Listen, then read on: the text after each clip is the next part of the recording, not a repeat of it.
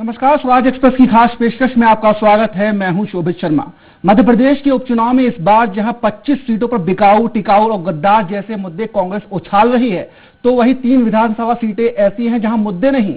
इनमें से एक सीट जौरा की बात हम पहले ही कर चुके हैं। मतलब आज चर्चा होगी आगर और ब्यावरा की। ये दोनों सीटें वो हैं जहां विधायकों के निधन के बाद उपचुनाव होने जा रहा है। इसमें आगर में बीजेपी काबिज थी, तो वहीं ब्यावरा में कांग्रेस।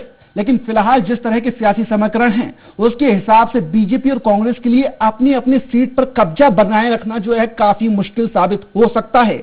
सीधे और सरल शब्दों में कहें तो आगर और ब्यावरा में उपचुनाव की जंग बेहद दिलचस्प हो सकती है। लिहाजा आप दोनों ही सीटों की चुनावी दंगल की बात आज हम करेंगे और सबसे पहले रुख करते हैं आगर का।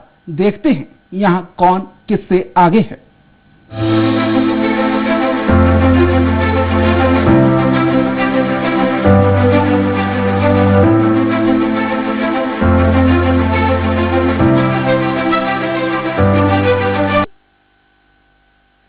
आगर मामला की आगर वो सीट है जहां उपचुनाव दल बदल की वजह से नहीं हो रहा, बल्कि ये सीट बीजेपी विधायक मनोहर ऊंटवाल के निधन की वजह से खाली हुई है। वहीं अब उपचुनाव है तो यहां बीजेपी से उनके बेटे मनोज ऊंटवाल पर दांव लगाया गया है, जबकि कांग्रेस ने अपने 2018 के पुराने प्रत्याशी यानी विपिन बारखड़े को रिपीट किया है। लेकिन बड़ा सवाल यह है कि इन दोनों में जो मुकाबला है उसमें कौन मजबूत है, किसकी जीत का बिगुल बज सकता है, इस पर विस्तार से बात करें। उसके पहले चलिए यहां इस सीट की जो सियासी समीकरण है, मौजूदा समय में जो परिस्थितियां हैं, जनता जो है वहां की क्या सोचती है, पहले उसको समझ लेते हैं और एक पहले रिपोर्ट देखते हैं उससे जुड़ी हुई इस विधानसभा क्षेत्र से।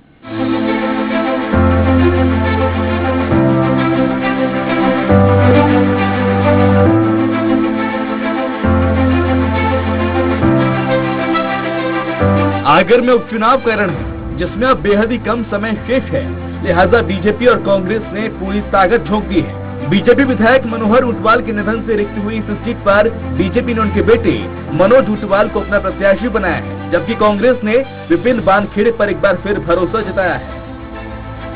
इस सीट के सियासी इतिहास को देखें तो यहाँ बीजेपी का दबदबा रहा है। आगर में 1957 से लेकर अब तक 14 चुनाव में 8 बार बीजेपी और सिर्फ 2 बार कांग्रेस ने अपनी जीत का परचम लहराया है। इस सीट पर कांग्रेस को आखिरी बार 1998 में कामयाबी मिली थी। हालांकि पिछले चुनाव में कांग्रेस से बीजेपी को कड़ी टक्कर जरूर मिली थी। 2018 में कांग्रेस के विपिन बानखेड़े पर बीजेपी के मनोहर ऊंटवाल ने करीब 25 मतों के अंतर से जीत दर्ज की थी। इसमें अब जब उपचुनाव है तो माना जा रहा है कि दोनों प्रमुख दलों के बीच मुकाबला कांटे का हो सकता है। बात आगर के जातीय समीकरण की करें तो अनुसूचित जाति के लिए आरक्षित इस सीट पर सोंधिया, राजपूत, यादव और गुर्जर समाज के मतदाता बड़ी संख्या में हैं। इनका झुकाव जिस ओर होता है, चुनाव में जीत उसी की होती है। वहीं इस विधानसभा क्षेत्र की समस्याओं पर नजर डालें तो पता चलता है कि आज जनता आज भी बुनियादी सुविधाओं के लिए तरस रही है। स्वास्थ्य सुविधाओं की हालत बेहद खराब है। अस्पतालों में स्टाफ और जरूरी संसाधनों की कमी है। स्वास्थ्य के साथ शिक्षा में भी आगर पिछड़ा नजर आता है। उज्जैन झालावाड़ की 4 लेन की मांग अब तक अधूरी है। इसके अलावा बेरोजगारी एक बड़ी समस्या है। क्षेत्र में बड़े उद्योग नहीं होने के चलते रोजगार की तलाश में लोगों को अपना घर छोड़कर बाहर जाना पड़ता है। आगर में विकास की रफ्तार क्या है, इसका अंदाजा इस बात से लगाया जा सकता है कि अभी तक रेल कनेक्टिविटी तक से क्षेत्र नहीं जुड़ पाया है। अब ऐसे में इस सीट पर उपचुनाव की जंग कौन जीतता है, देखना दिलचस्प होगा। Bureau report, Swaraj express. तो आगर का उपचुनाव किस तरह से रहेगा, यहां कौन आगे है, कौन पीछे है, मतदाताओं के मन में क्या चल रहा है, चलिए अब इस सबको लेकर के विस्तार से बात करते हैं, जिसके लिए हमारे साथ 2 वरिष्ठ पत्रकार के अग्निहोत्री जी जुड़ गए हैं और रमेश शर्मा जी जुड़ गए हैं। आप दोनों का बहुत बहुत स्वागत है। इसके साथ ही हमारे साथ फोन पर जुड़े हुए हैं आगर से संवाददाता रामेश्वर योगी जी। रामेश्वर, पहले आप ही के पास आऊंगा और जानना चाहूंगा, क्योंकि आप वहां चुनावी क्षेत्र में हैं, जो रण क्षेत्र है जो चुनाव का वहां पर है, आप किस तरह की स्थितियां वहां देख रहे हैं, कौन सी पार्टी का दबदबा है फिलहाल इस उपचुनाव में? रामेश्वर, देखिए, मैं जानकारी आपको दे दूं कि दबदबा तो अभी ये कह सकते हैं कि जो दोनों पार्टी जिस प्रकार से मैदान में उतरी हुई है, मैं अगर भारतीय जनता पार्टी की बात करूं तो लगातार यहाँ पे शिवराज सिंह चौहान जो है वो 3 बार सभा ले चुके हैं, कल भी उनका रोड शो है। या ज्योतिरादित्य सिंधिया है वो 1 बार सभा कर चुके हैं। नरेंद्र सिंह तोमर, थावरचंद गहलोत, तमाम बड़े वो नेता हैं जिन्होंने यहाँ पे दौरे किए हैं। तो भारतीय जनता पार्टी का गढ़ तो माना जाता है, लेकिन इस बार जो टक्कर है वो कहीं ना कहीं कांटे की मानी जा रही है। इसलिए कांटे की मानी जा रही है इस विधानसभा में, क्योंकि यहाँ ये जो क्षेत्र है, ये विधानसभा जो क्षेत्र है, यहाँ किसानों के जो मुद्दे होते हैं काफी हावी होते हैं। और जिस दौरान कमलनाथ की सरकार यहाँ पे थी, उस दौरान जो सेकेंड किस्त का है कि जो दूसरी किस्त थी किसानों के कर्जे माफ की, वो किसानों के जो सेकेंड किस्त में कर्जे माफ हुए, इसके कारण कहीं ना कहीं किसान का रूप जो है वो कांग्रेस पार्टी में पूरा नहीं कह सकते, क्योंकि कई लोगों के कर्जे अभी भी बाकी हैं, शेष है, उनके माफ नहीं हुए। तो किसानों का रूप ये सबसे बड़ा तय करेगा कि किस पार्टी की यहाँ पे वापसी होगी। हालांकि भारतीय जनता पार्टी का गढ़ माना जाता है क्षेत्र। तो यहाँ मैं कांग्रेस की बात करूँ तो कांग्रेस ने भी चूंकि आपको बता दूं मैं कि जिस दौरान जब मनोहर ऊंटवाल जी का निधन हुआ था, उसके बाद से कहीं ना कहीं कांग्रेस ने इनडायरेक्टली अपना चेहरा जो था वो क्लियर हो गया था। ये तय हो गया था कि यहाँ से NSUI के 25 विपिन वानखेड़े चुनाव मैदान में आएंगे और यहाँ से खड़े होंगे, वो कांग्रेस की सीट से यहाँ से चुनाव में आएंगे। और भारतीय जनता पार्टी की बात करें तो भारतीय जनता पार्टी का जो चेहरा है वो मात्र 25 दिनों पहले ही क्या नाम उभर के सामने आया है। मनोज ऊंटवाल जी, मनोज ऊंटवाल जी उनके बेटे थे, उनको टिकट दी है, क्योंकि तैयारी कांग्रेस। फिर भी रामेश्वर, जैसे आप जनता के बीच लगातार जा रहे हैं, आप देख रहे हैं वहां पर दोनों पार्टियां जिस तरह से प्रचार कर रही हैं, फिर भी जनता से बात करने पर क्या लग रहा है? क्योंकि पिछली बार विपिन वानखेड़े उन्होंने मजे हुए नेता मनोहर ऊंटवाल को काफी करीबी मुकाबला रहा, करीब 2500 वोटों के अंतर से जीत हासिल करने में सफल रहे थे मनोहर ऊंटवाल। ऐसी सूरत में अब जब दोबारा विपिन वानखेड़े मैदान में है कांग्रेस से, तो क्या लगता है उनके बेटे को कितनी तगड़ी चुनौती मिल सकती है? जनता क्या कह रही है कि विपिन वानखेड़े उनकी पसंद हो सकते हैं, या सहानुभूति की लहर जो है चलेगी और मनोज ऊंटवाल को जो है वोट मिलेंगे? देखिए, मैं आपको स्पष्ट बता दूं कि पिछली बार का और इस बार का चुनाव काफी अलग है। इसलिए अलग है कि पिछली बार कहीं ना कहीं जो शिवराज सिंह चौहान के प्रति जो सामान्य या पिछड़ा वर्ग के वोटों की जो नाराजगी थी, वो कहीं ना कहीं भारतीय जनता पार्टी को उठाना पड़ी थी, और इसी कारण से कांग्रेस को ज्यादा मत मिले थे। या भारतीय जनता पार्टी की बात करूं तो मैं किसानों की बात भी करूं तो जो किसानों का पहले जो कांग्रेस का मुद्दा था सबसे बड़ा कि हम ऋण माफ करेंगे, तो वो मुद्दा काफी विधानसभा में हावी हुआ था। तो कहीं ना कहीं किसानों का मत इस दौरान कांग्रेस को मिला था। तो कहीं ना कहीं पिछले चुनाव की बात कर रहे हैं हम, तो पिछले चुनाव में जो कांग्रेस को जितने ज्यादा वोट मिले थे, ये 2 बड़े कारण थे जिसके कारण कांग्रेस को ज्यादा वोट मिले थे। हालांकि टक्कर इस बार भी है। मतलब मैं आपके हिसाब से मानूं, अभी पड़ला जो है वो कहीं ना कहीं बीजेपी का भारी है। देखिए, ये स्पष्ट नहीं कह सकते बीजेपी का बल्ला भारी, क्योंकि बीजेपी का गढ़ माना जाता है, लेकिन कहीं ना कहीं कांटे की टक्कर इस सीट पे है। जीत किसकी होगी ये तो आने वाला समय तय करेगा, लेकिन ये है जरूर है कि बीजेपी और कांग्रेस में जिसकी भी जीत होती है 2-5 हजार मतों से ज्यादा की नहीं होने वाली। इस बार भी कहीं ना कहीं कांटे की टक्कर आगे विधानसभा को लेके देखी जा सकती है। ठीक है रामेश्वर, तमाम जानकारी के लिए बहुत बहुत धन्यवाद। अगर जरूरत पड़ी तो हम आपको फिर से दोबारा जोड़ेंगे। अग्निहोत्री सर, आपके पास आना चाहूंगा, आपसे जानना चाहूंगा कि आगर में जो है निश्चित तौर पे इसमें कोई दो राय नहीं है कि वो बीजेपी का गढ़ रहा है, बीजेपी लगातार कई चुनाव वहां से जीती है, कांग्रेस पर हावी रही है, लेकिन अब जो स्थिति है वो काफी बदली हुई है। हालांकि यहाँ पे दल बदल की वजह से उपचुनाव नहीं हो रहा, तो दल बदल का मुद्दा जो है यहाँ पे प्रभावी नहीं रहेगा। तो किस तरह से देखते हैं कि विपिन वानखेड़े और मनोज ऊंटवाल के बीच के टक्कर को? हालांकि हमारे संवाददाता ने बताया कि कांटे की टक्कर हो सकती है, लेकिन आपको क्या लग रहा है अग्निहोत्री सर? देखिए, मुझे लगता है कि चुनावी राजनीति में इतिहास बहुत ज्यादा महत्वपूर्ण नहीं होता। हालांकि हम इतिहास पे जरूर नजर डालते हैं कि अब तक वहाँ चुनावी राजनीति का क्या इतिहास रहा है। लेकिन जिस तरह से पिछले आम चुनाव में मनोहर ऊंटवाल को टक्कर दी थी वानखेड़े ने। अग्निहोत्री सर, मैं आपको रोकना चाहूंगा थोड़ा सा। मैं हमारे साथ कांग्रेस के जिला अध्यक्ष बाबूलाल भी जुड़ गए हैं। बाबूलाल यादव जी, आपका बहुत स्वागत है। Babulal ji, thank you. बाबूलाल जी, हमारे साथ जाने माने जो पत्रकार हैं के अग्निहोत्री जी और रमेश शर्मा जी भी हैं इसमें बने हुए स्टूडियो में। तो अभी वरिष्ठ पत्रकार के अग्निहोत्री जी की टिप्पणी चल रही है, उसको मैं पूरी कर लेता हूं, फिर आपके पास सवाल लेकर के आता हूं। आप लाइन पे बने रहे। बाबूलाल जी, बस जी मैं ये कह रहा था शोभित कि चुनावी राजनीति का जो इतिहास है वो आज के उसमें बहुत ज्यादा महत्वपूर्ण नहीं रह जाता। और जिस तरह से विपिन ने मनोहर ऊंटवाल जी को मात्र 2500 के अंतर से वो रह गए थे पीछे विपिन वानखेड़े, तो मुझे लगता है कि ये 2500 का जो अंतर है वो किस तरह से पाटते हैं ये देखने वाली बात होगी। लेकिन मनोज को जो आप सहानुभूति लहर की बात कर रहे थे जी, कि सहानुभूति का मामला इसमें मुझे ज्यादा नजर नहीं आता। मुझे लगता है कि जो वहां पर प्रभावी रूप से जनता को मतदाताओं को प्रभावित कर पाएगा तो वही आगे बढ़ पाएगा। और अभी जो हालात है उसको देखते हुए मुझे लगता है कि जितना प्रचार में बीजेपी आगे है उतना कांग्रेस नहीं कर पा रही है जी। लेकिन फिर भी देखने वाली बात होगी कि 2,500 मतों का जो अंतर है जी, वो विपिन वानखेड़े किस तरह से पाट पाते हैं जी। बाबूलाल जी आपके पास आना चाहूंगा। जिस तरह से पिछली बार बहुत करीबी मुकाबला रहा था, मनोहर ऊंटवाल जी करीबी मुकाबले में 2,500 वोटों से करीब जीते थे, अब किस तरह से देखते हैं कि आपके जो प्रत्याशी है कांग्रेस पार्टी ने पूरी ताकत झोंक दी है उन्हें जिताने के लिए? क्या लगता है इस बार का विपिन वानखेड़े चुनाव कैसा रहेगा? बाबूलाल जी। चुनाव इस बार कांग्रेस जीतेगी और हमारा मुख्य जीतने का कारण है कमलनाथ जी सरकार में जो 15 महीने में जो कांग्रेस के जो काम हुए हैं। आगर में 2 लाख तक की कर्ज माफी हुई पिछले साल किसानों को। बाबूलाल जी थोड़ा सा मैं आपको रोक रहा हूं। मैं आपको बता दूं कि जगदीश अग्रवाल जी जो आगर बीजेपी चुनाव प्रभारी हैं वो भी हमारे साथ ज्वाइन कर लिए है इस डिबेट को। जगदीश जी आपका भी बहुत बहुत स्वागत है जी। जगदीश जी, अभी बाबूलाल जी यादव कुछ कह रहे हैं, उनकी बात सुन लेते हैं, फिर मैं अगला सवाल आपसे करूंगा। बाबूलाल जी। जी जैसा कि 15 महीने में जो कमलनाथ जी की सरकार रही है उसमें हमने आगर जिले में 2 लाख तक के कर्ज माफ हुए हैं। पिछले साल जो सोयाबीन की फसल किसानों की बारिश के कारण नष्ट हुई थी उसमें हर किसान के खाते में 2 से 3 हजार प्रति बीघे के मान से मुआवजा किसानों खाते में डाला गया। पिछले साल बीमे की राशि किसानों को पर्याप्त मात्रा में दी गई और आगर विधानसभा क्षेत्र में कमलनाथ जी की सरकार ने 30 गौशालाएं बनाई, 100 फिर स्वीकृत की और हमारे यहाँ पर 7 नए ग्रिड और 10 तालाब हमने स्वीकृत करके दिए, जो कि हमारे 300-600 की पेंशन की, बिजली के बिल आधे किए, 100 रुपए 100 यूनिट किए। ये कमलनाथ जी की उपलब्धि है।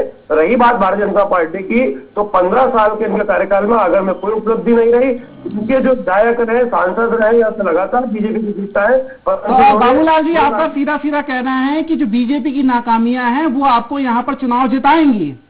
जी ठीक है बाबूलाल जी आपके पास भी आऊंगा। बाबूलाल जी आपने भी अपनी बात रखी है, मैं आपके पास फिर से आऊंगा, बस आपको भी पूरा मौका दूंगा कि आप अपनी आगे की भी बात रखें। जगदीश जी को सुन लेते हैं, जगदीश जी का क्या कहना है। जगदीश जी, मनोज ऊंटवाल जी आपके यहाँ से मैदान में हैं, उनकी जीत का जो आपकी पार्टी दावा कर रही है, आप दावा कर रहे हैं, उसका आधार क्या है? निश्चित रूप से इसका आधार जो भारतीय जनता पार्टी का 15 साल का जो अपना कार्यकाल है जी, जिसमें जो विकास हुआ है आगर का जी, आगर को जिला बनाने से लेकर के जी, आगर के अंदर सारे डेवलपमेंट के जितने भी काम हैं जी, वो सारे काम हुए हैं जी। अभी अभी हमने उज्जैन से और झालावाड़ का एक 504 करोड़ का यहाँ का आगर का एक रोड भी सैंक्शन किया है। आगर में पानी की कुछ प्रॉब्लम्स हैं, उसको लेकर के माननीय मुख्यमंत्री जी अभी 3 बड़े बांध, बापचा बांध 161 करोड़ की लागत का जी, खंडवासा का बांध, सिरपोई का बांध, ऐसे सारे बांध। इसके अलावा 14 इंफ्रास्ट्रक्चर की बात करें तो 56 सड़कें जिनका की काम चालू हो चुका है और 17 पुलियां वो जो कि बहुत जल्दी ही निर्माण कार्य होने वाला है।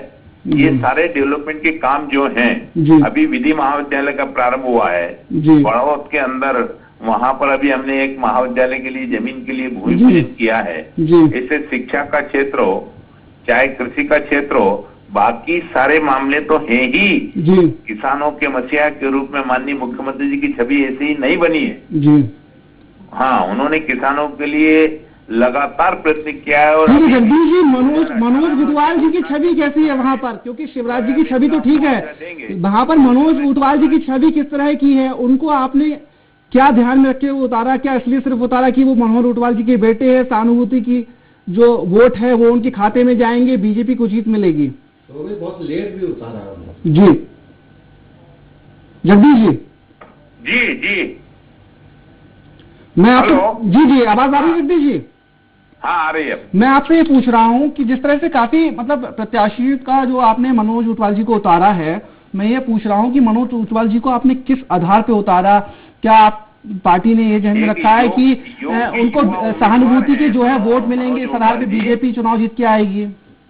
मनोज ऊंटवाल जी एक योगी युवा उम्मीदवार हैं जी, भारतीय जनता पार्टी का जी, काफी लंबे समय से काम कर रहे हैं जी, इसलिए हमने उनको उतारा है जी। इसमें कहीं कोई ये प्रश्न है ही नहीं जी। सहानुभूति के कारण वोट मिलेंगे। हम तो काम के कारण वोट मांग रहे हैं, जी, विकास के कारण वोट मांग रहे हैं, जी। विकास के काम किए इसलिए वोट मांग रहे हैं। लेकिन कांग्रेस तो कह रही है कि आपने कोई वह काम नहीं किया। हमारे साथ वरिष्ठ पत्रकार के अग्निहोत्री जी हैं। तो कह रही है, जगदीश जी, तो आज कांग्रेस की हर सभा थी, नकुल जी यहाँ के गए हैं जी, कि आप ये विपिन खड़ा हुआ है, विपिन को आप यहाँ पर दूल्हा बना करके भेजिए।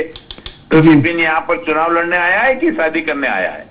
ठीक है। सरकार के बयान आज नकुल नाथ जी यहाँ पर देकर के गए ठीक है, हैं। उसका जवाब भी हम बाबूलाल जी हमारे साथ जुड़े हुए कांग्रेस के जिला अध्यक्ष उनसे लेंगे। वरिष्ठ पत्रकार के अग्निहोत्री जी, जगदीश जी आपसे एक सवाल करना चाह रहे हैं। जगदीश जी, मैं ये जानना चाह रहा हूँ, आप मनोज जी को योग्य और युवा उम्मीदवार बता रहे हैं, तो मनोज जी की उम्मीदवारी चयन करने में आप लोगों को इतना समय भारतीय जनता पार्टी को क्यों लगा? इतने विलंब से आपने क्यों तय किया मनोज जी की उम्मीदवारी को? भारतीय जनता पार्टी ने एक साथ तय किए हैं, इसलिए लेट हुए। भारतीय जनता पार्टी का खाली अकेला ही मनोज उम्मीदवार जो है यही सबके आखिर में हुआ, ऐसा नहीं है, ये सबके साथ में हुआ है। भारतीय जनता पार्टी ने सारे उम्मीदवार एक साथ उतारे। तो आपको नहीं लगता इसका नुकसान बीजेपी को उठाना पड़ेगा विलंब की वजह से? इसलिए बिल्कुल नहीं उठाना पड़ेगा जी, ठीक है जगदीश जी। जनता पार्टी खाली जगदीश जी के आधार पर चुनाव नहीं लड़ती। भारतीय जनता पार्टी अपने किए हुए काम और विकास के आधार पर चुनाव लड़ रही है। ठीक है, जगदीश जी आप बने रहिए, बाबूलाल जी से उत्तर ले लेते। बाबूलाल जी, जगदीश जी ने तो तमाम काम गिना दिए। उन्होंने कहा है कि बीजेपी ने तमाम काम किए हैं, उसी के आधार पर बीजेपी यहाँ पे जीती है। पिछला चुनाव भी जीते थी और इस बार भी चुनाव जीतेगी। मनोज ऊंटवाल सहानुभूति के वोट उनको नहीं हासिल करने हैं, उनको पता है ये मजबूत दावेदार है, मजबूत कैंडिडेट था, तो इसलिए उनको उतारा और ये चुनाव वो जीत के जाएंगे क्योंकि उन्होंने यहाँ पे विकास किया है। अब क्या कहेंगे आप? मैं सबसे पहले जगदीश जी से पूछना चाहता हूँ, इन्होंने अगर विकास किया होता तो इनके मुख्यमंत्री माननीय शिवराज सिंह चौहान अभी तक लगातार 5 से 7 बार आगर में आ चुके हैं। इसमें चिंतित क्यों है? कल उनकी रोड सभा, कल उनका रोड शो है, इनके तमाम इन्होंने हथकंडे अपना लिए। इन्होंने जगदीश जी को आंकड़ा मालूम नहीं है। बादशाह डैम की जो बात कर रहे हैं उसकी डीपीआर 187 करोड़ की है, वो कमलनाथ जी के कार्यकाल में स्वीकृत हो चुकी है। 602 करोड़ की पेयजल योजना 2 मार्च को कमलनाथ जी आगर आए थे, कुंडालिया डैम से आगर जिले के आगर विधानसभा नहीं, आगर जिले के प्रत्येक गाँव में उसके माध्यम से पानी जाएगा। ये कांग्रेस की उपलब्धि है। जगदीश जी जो कह रहे थे 4 लेन रोड की, 4 लेन रोड तो इनके 4 संसदीय क्षेत्र में उज्जैन संभाग के हैं। उन्होंने आगर में निकलने वाला 4 लेन आलोट होते हुए रतलाम ले गए। ये इन्हीं की देन है, भारतीय जनता पार्टी के नेताओं की देन, इनके केंद्रीय नेताओं की देन है, जो आगर में प्रतिदिन एक दुर्घटना में एक मृत्यु होती है। तो ये इन लोगों ने किया है। रही बात कांग्रेस की, कांग्रेस ने धरातल पे काम किया 15 महीने तक। और मैं बताना चाहता हूँ कि कांग्रेस का प्रत्याशी गांव में निरंतर संपर्क में है, वो जनता के बीच का प्रत्याशी है। वो जब से चुनाव हारे दिन वानखेड़े, उसी दिन से हर गांव हर घर जा रहे हैं और इनके प्रत्याशी का मकान आलोट में है और हमारे प्रत्याशी पूरे परिवार सहित आगर में निवास कर रहे हैं। ये मैं कहना चाहता हूँ। ठीक है, जगदीश जी क्या कहेंगे? और जगदीश जी एक सवाल का जवाब मेरा भी आप दे दीजिएगा कि आप ठीक है विकास की तमाम बात कर रहे हैं, विकास है वहां पर, लेकिन विकास तो इसी को देख करके पता चलता है कि आज भी रेल कनेक्टिविटी से आगर नहीं जुड़ सका है। देखिए, रेल कनेक्टिविटी ये आज का विषय नहीं है जी, और रेल की कनेक्टिविटी खाली उज्जैन से आगर तक की नहीं होगी जी, ये रेल का विषय है। तो और आगे पैरेलल लाइन कोटक तक डालने का जो चल रहा था काफी लंबे समय से, वो आज का विषय नहीं है, ये बहुत पुराना विषय और ये कांग्रेस के समय से चला आ रहा है। कांग्रेस की रेजिम, लेकिन कभी तो सॉल्व करना पड़ेगा ना इस विषय को। कब तक चलता रहेगा सर? अभी का नहीं है ये विषय जी जगदीश जी, ये आज का विषय नहीं है, ये काफी पुराना लंबा विषय है। 20-25 साल से मैं सुनता आ रहा हूँ इन सारी चीजों को जी। हाँ, तो ऐसा कब मौका आएगा जब ये सब चीजें सुनने को ना मिले? है सर ऐसा कब मौका आएगा जब ये सब चीजें सुनने को नहीं मिले?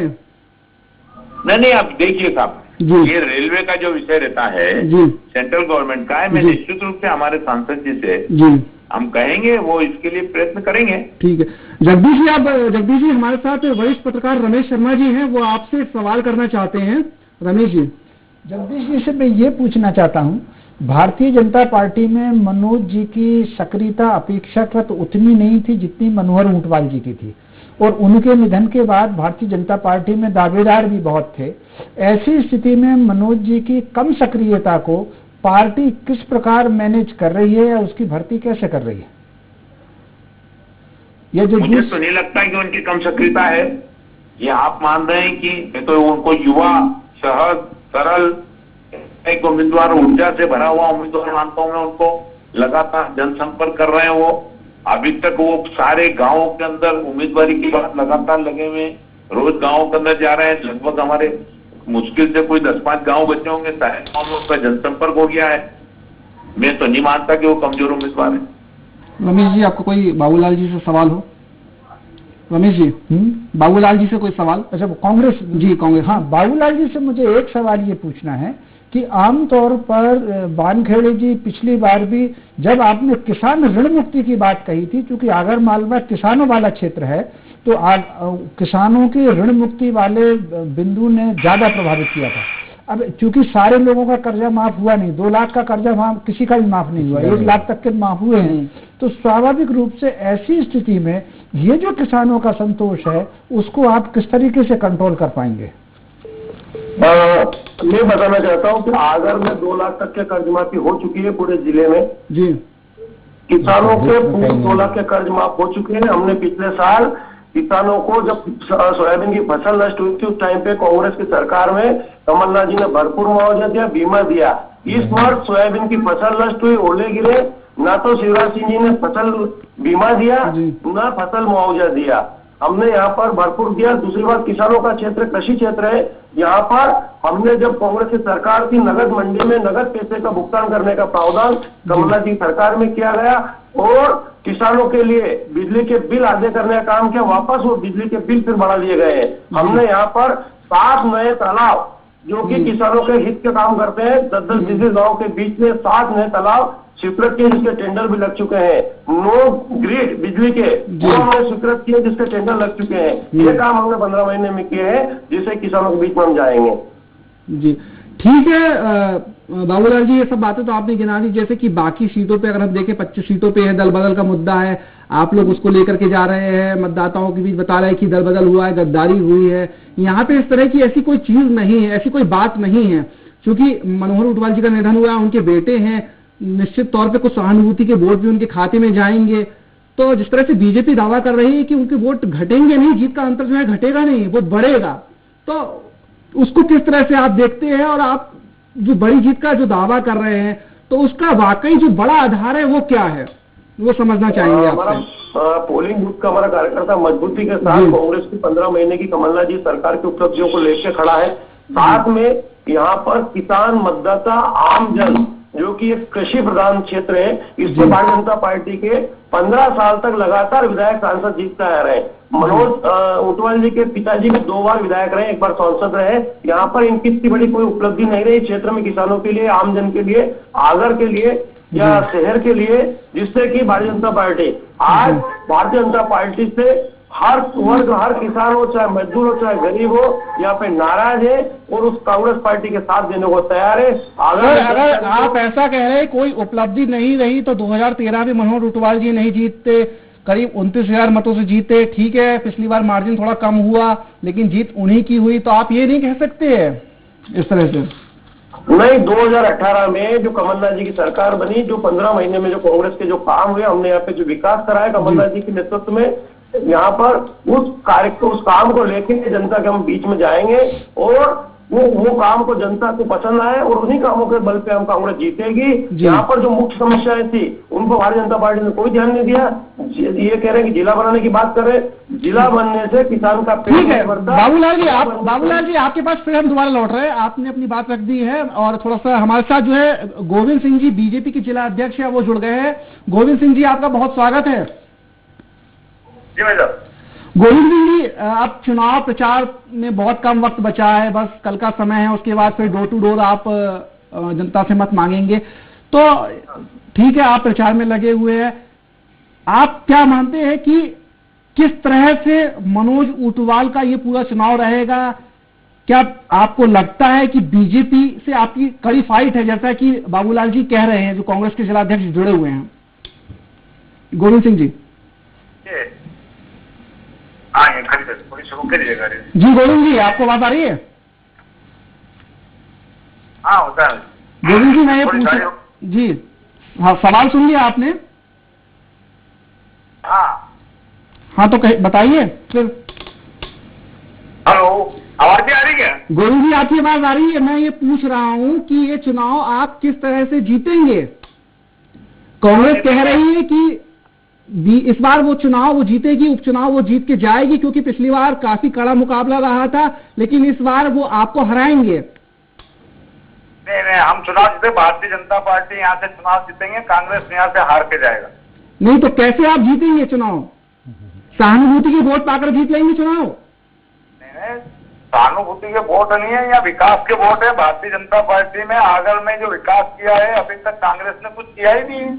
नहीं तो कांग्रेस तो कह रही है कि बीजेपी ने कुछ नहीं किया, इसलिए पिछली बार जो है जीत का अंतर केवल 2,500 रहा। बीजेपी का जीत का अंतर 2,500 का है, ये बात सही है, पर भारतीय जनता पार्टी पिछली बार भी 2,500 से चुनाव जीती। हमारे आसपास में यहाँ ना तो शाहजहांपुर जीती है, ना सुसनेर जीती है, ना स्वाथरा जीती है, ना आलोड़ जीती है, और ना घटिया जीती है, और ना तराना जीती है। भारतीय जनता पार्टी उसके बाद भी आगर जीती। जी, तो आगर में अभी तक आपने ऐसा क्या क्या करा दिया है, बताएंगे आप थोड़ा सा संक्षिप्त में, जिससे मनोज ऊंटवाल जी जो है चुनाव जीत के चले जाएं विधानसभा? जी, मनोज ऊंटवाल जी चुनाव जीत गए, अभी बंटी भी तो चुनाव जीतेगा, उनका बालक। जी नहीं, मैं मनोज ऊंटवाल जी की बात कर रहा हूँ, बंटी ऊंटवाल जी की, कि वो किस तरह से चुनाव जीत के ले जाएंगे। ऐसा जो है बीजेपी ने वहां क्या क्या विकास किया है अभी, जिसके आधार पे जो है बंटी ऊंटवाल, मनोज ऊंटवाल को जिनके नाम से हम जानते हैं, वो कैसे जीत के चले जाएंगे विधानसभा? भारतीय जनता पार्टी ने 15 साल की सरकार में आगर में विकास हुआ है, तो 15 साल की सरकार में हुआ है। इससे पहले यहाँ कोई विकास नहीं था, और उनके बाद में यहाँ भारतीय जनता पार्टी ने सबसे बड़ा काम करा है। 100 काम की जगह एक ही काम है कि आगर को जिला बनाया जी, और एक आगर में जिला बना तो सभी काम इसमें आ गए कि सभी काम हो गए। उसके बाद में सिंचाई में या कुछ भी नहीं था, तो उसके बाद 7 बांध बनवाए, बड़े बड़े बांध है आगर विधानसभा में जी। तो ये जितने सिंचाई योजना है, जितने रोड है, बिजली है, ये सब जितने भी काम हुए हैं तो भारतीय जनता पार्टी की सरकार में हुए, इसलिए हम चुनाव जीतेंगे। चलिए ठीक है, आप दोनों को हमारी बहुत बहुत शुभकामनाएं हैं 3 तारीख के लिए। उसके बाद 10 तारीख को नतीजे आएंगे, तो देखेंगे वाकई किसका जो है दावा वो दमदार निकलता है। फिलहाल आप दोनों जुड़े और बात की हमसे, उसके लिए आपका बहुत बहुत धन्यवाद। तो हमारे साथ तो वरिष्ठ पत्रकार रमेश जी और अग्निहोत्री जी लगातार जुड़े हुए हैं। आप दोनों की टिप्पणी हम देख लेते हैं कि किसके मन में, खैर जनता के जो मन में है वो सब चीज अलग है, लेकिन हमारे दोनों वरिष्ठ पत्रकारों के मन में क्या है वो भी हम जान लेते हैं। उन्होंने दोनों जो बीजेपी कांग्रेस की ओर से जो टिप्पणियां आई है उनको सुना है। पहले रमेश जी, आप क्या कहेंगे, क्या लग रहा है कि बीजेपी प्लस है या कांग्रेस प्लस है? वहां मोटे तौर पर शोभित जी, भाजपा थोड़ी सी कंफर्टेबल स्थिति में तो है आगरमालवा में, लेकिन इतनी ज्यादा कि वो जीत पाएगी ये तो अभी कहना आज मुश्किल है। उसका कारण है कि बानखेड़े जो उम्मीदवार कांग्रेस के हैं वो चुनाव हारने के बाद ही वहां सक्रिय रहे हैं, लोगों से मिलते जुलते रहे हैं, और विशेषकर उन्होंने जो ऋण माफी वाली जो सभाएं की थी उन सभाओं में वो सक्रिय रहे, क्योंकि जैसा कि मैंने पहले कहा कि ये क्षेत्र किसान बाहुल्य क्षेत्र है, सारा दारोमदार किसानों के ऊपर है। हालांकि कांग्रेस के अधिकारी कह रहे हैं कि 2 लाख तक के जिले में माफ हो गए, लेकिन कमलनाथ जी कह रहे हैं कि 2 लाख तक के नहीं हो पाए, 1 लाख तक के हो पाए। अब जो भी उसका सत्य होगा। यहाँ दूसरी तरफ भाजपा के साथ एक बात यह है कि सहानुभूति वोट तो मिलेगा मनोहर ऊंटवाल जी का, क्योंकि मनोहर ऊंटवाल भी बहुत सक्रिय रहे, जनता से जुड़े हुए रहे। काम एक अलग बात है, जनता से जुड़ा बिल्कुल अलग बात है, लेकिन मनोज ऊंटवाल उतने सक्रिय नहीं रहे जितने की मनोहर ऊंटवाल थे। फिर मनोहर ऊंटवाल जी के बाद वहां पर कुछ टिकट के दावेदार भी थे। अब हालांकि ये बात सही है कि यहाँ पर कैडर ज्यादा है, हवाई कार्यकर्ता भाजपा के वहाँ कम है, क्योंकि वहाँ संघ का काम रहा, जनसंघ का भी वहाँ पर काम रहा, जनसंघ के जमाने से भाजपा वहाँ से वो सीट जीत रही है। तो ऐसी स्थिति में ये चुनाव दिलचस्प है, लेकिन फिर भी कैडर की दृष्टि से भाजपा थोड़ी सी कंफर्टेबल तो लग रही है। जी अग्निहोत्री जी, आपकी टिप्पणी?